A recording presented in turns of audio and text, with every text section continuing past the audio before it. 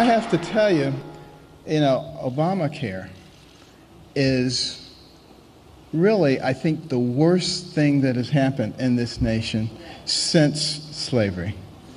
And it is, in a way, it is slavery, in a way, because it is making all of us subservient to the government.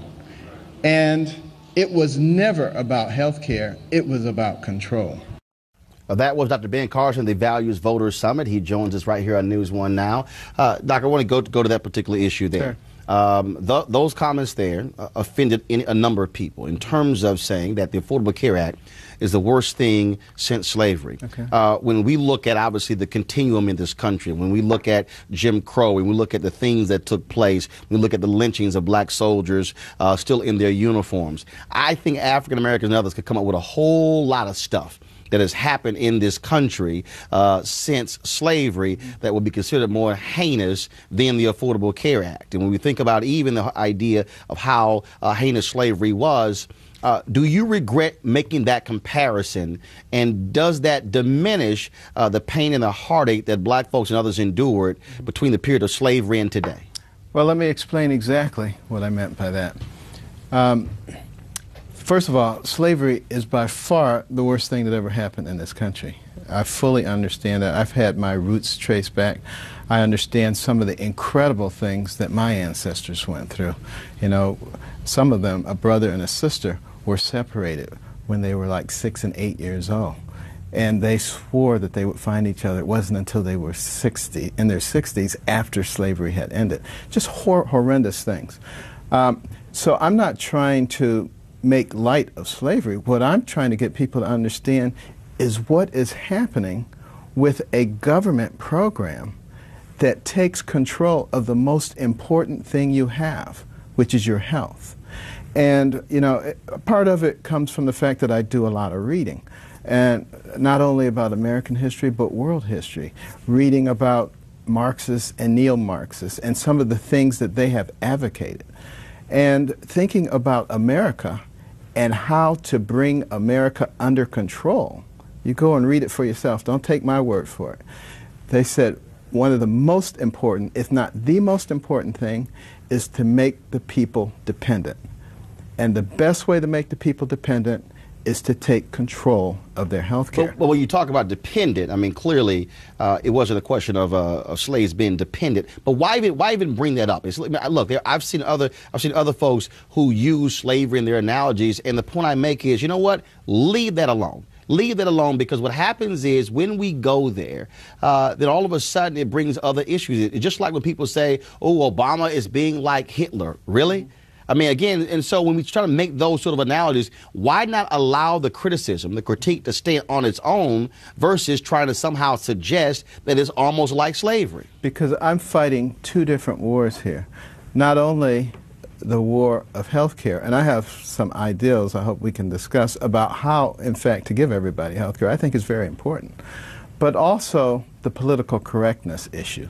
There's certain words, certain terms you're just not supposed to use, and when you use them, a bunch of people say, oh, he used that word, and they change the argument. The argument here is about our health care and our control, and whether we want to keep that control or do we want to turn it over to the government. It's the very thing that the founders of this nation were concerned about. And look, understand, but my whole point is, I don't play the game of the word police, but for me, someone who, yes, read, who has studied, there are some things that I am not going to raise to the level of slavery.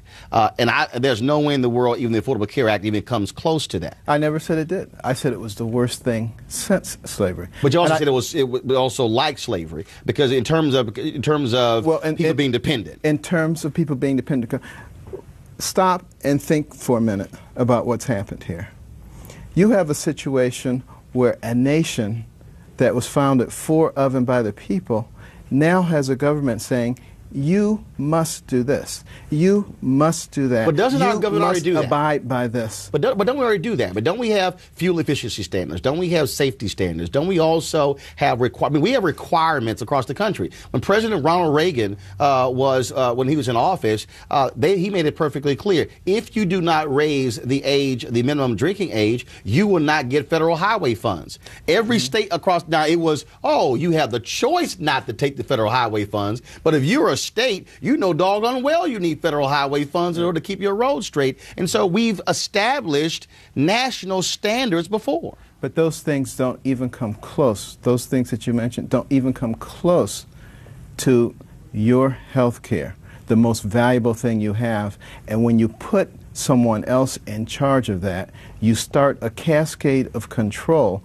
that is the very thing that Saul Alinsky talked about, why he said that was number one. You had to gain control of people's health. I want people to understand that. But how's the government in control if you are able to go to Health Exchange or go to healthcare.gov to select a plan for you and your family, and then also what it does is establishes a standard level, because look, we recognize that healthcare is the biggest cost moving forward in this country. You talked about debt, and the reality is that our healthcare costs are exploding, and so we have to somehow confront that. And I cover county government. Sure. You have county hospitals, county budgets that are exploding because county hospitals have to cover folks. And so taxpayers are spending more money every year because of property taxes to cover those budget shortfalls.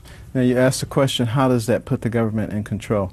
When the government tells you, doesn't suggest to you, but tells you, you must do this or you will have this penalty about something that is the most important thing that you or your family control, and then takes the IRS and puts them in charge of enforcement, an agency that has the ability to come into your life and destroy it and cause you all kinds of financial problems.